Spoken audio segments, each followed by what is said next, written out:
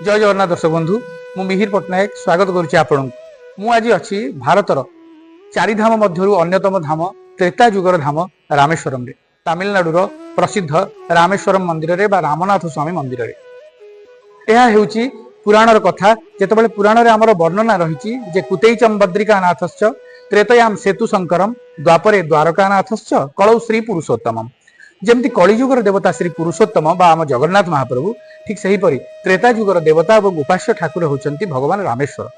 चारि धाम मध्य तीनोटी धाम विष्णु को उत्सर्गीकृत थिबा बेले एही धामटी भगवान शंकर को उत्सर्गीकृत किंतु शंकर को उत्सर्गीकृत हेले मध्य यार छत्रे छत्रे पत्रे पत्रे मंदिर सर्वत्र आपण देखा पाइबे भगवान रामंकर प्रतिछवि अर्थात ये रामंकर ईश्वर तेणुकरी रामेश्वर।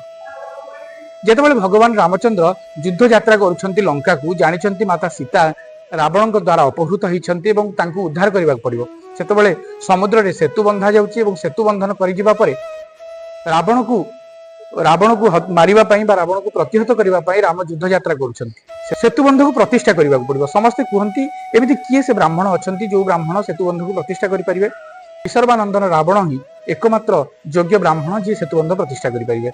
हेले देखंतु तांकुई मारिबा पई भगवान राम सेतुबंध प्रतिष्ठा करुछंती एवं तांकुई डाकी यार प्रतिष्ठा करुछंती केडे वैचित्र आम संस्कृतिर ए कथा। सेतेबेले रामचंद्र रावण को पत्रटी लिखिछंती जे आपण एही जजमानर कथा रक्षा करी मोर सेतुबंध प्रतिष्ठा निमंते एठाकू आसंती एवं सबु सामग्री आपण आनंतु मु जेहेतु सबु सामग्री रखि परिबिनी मु राजपुत्र थिली किंतु वर्तमान बनवासी तेणु आपण समस्त सामग्री आनिकी आसीबे एठू पूजा हबो।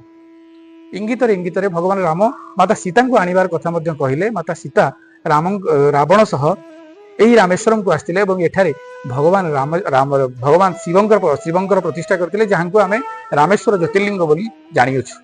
जेतेबेले राम सीता द्वारा लिंग प्रतिष्ठा हो गला सेतेबेले भगवान शंकर उभाले कहले यांकर ना कौन रहिबो। रामचंद्र कहले जेहेतु आपण मोर प्रभु ये रामंकर ईश्वर होइतबारु यांकर ना रामेश्वर हबो किंतु भगवान शंकर सेइठारे रामचंद्र को कहउचंती जे आपण मोर प्रभु होइतबारु यांकर ना रामेश्वर। रामचंद्र कहउचंती रामस्य ईश्वर जस्य रामेश्वर किंतु शंकर कहउचंती राम जस्य ईश्वर सह रामेश्वर अर्थात शैव एवं वैष्णव उभयंक पई एही रामेश्वर मंदिर परम पवित्र बोली जुगे जुगे कथा रही आसीछि एवं रामचंद्र मर्यादा रक्षा करी चाहिथिले।